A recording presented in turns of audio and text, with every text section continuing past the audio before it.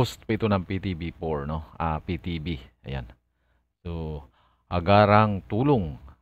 Panoorin personal na kinausap at kinumusta ni Pangulong Ferdinand R. Marcos Jr. ang mga residente ng barangay Kutkut, Luan, Cebu ngayong Biyernes. So, kahapon dito, no? At dito tiniyak ng Pangulong Presidente na mamahal na tulong, lalo na sa mga pangunahing pangangailangan gaya ng tubig at pagkain. Ni paniliwanag din ni proseso ng koordinasyon ng national at local governments sa pagbibigay ng suporta mula sa ayan.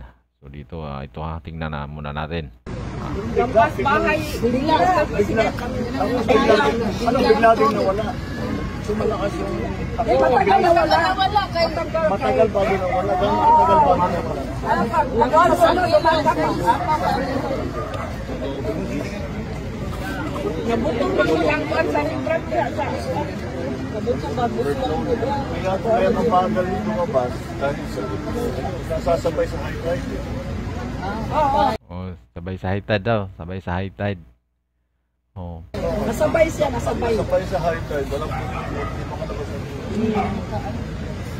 Yung katabi niya, halos malaglag na yung ulo sa katango-tango. Bakit tango ng tango? Tingnan mo. Tubig kayo?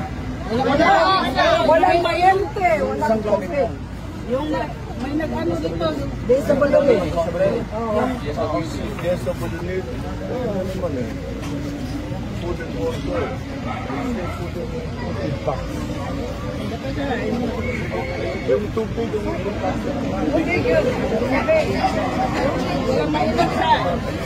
national government, binibigay namin sa local government dahil silang nakakaalam lahat ng mga congressman, yung mga mayor, silang nang marunong saan po dadalhin. So, ayan, nasabi na ninyo kay Mong at saka kay mayor at saka kay secretary, alam na nila kung saan papuntahin yung pagkain. Ang pinaka-importante, lagi yung sinasabi, food, water, safety, parating lahat yan. Pero unang-una, mabuhayin muna namin kayo, pagkain at saka tubig. O to, mayroon itong 22,000 na reaction ha. Reaction at 7,000 na comments. So tingnan natin itong mga reaction dito. O, tingnan nyo, kita nyo. 17,000 yung tumawa. Ano ba yan? Ano ba yan? Wala na lang. Ha? Wala na ba talaga kayong tiwala? O, sa mga comments. Magbasa tayo sa mga comments dito. O, pag binisaya mo, uy. O, nagtingsi, oroy mo. O, di ba? Pa. Nag-lecture storytelling, why nada? O, kita nyo? Kita nyo yung mga reaksyon ng mga tao. Pa.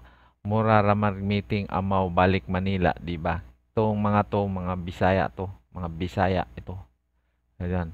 Baka field trip yan, picture lang. Wow, kwentuhan lang. O. So, kayo nang magbasa dito, di ko nga alam kung bakit ganito ang reaksyon ng mga tao.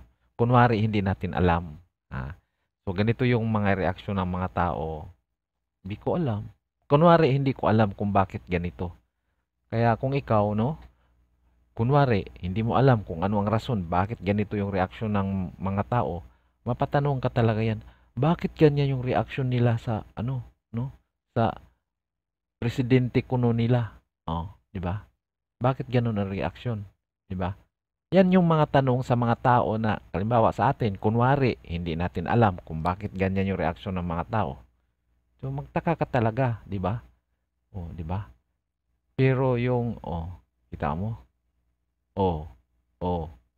Feedback ng control.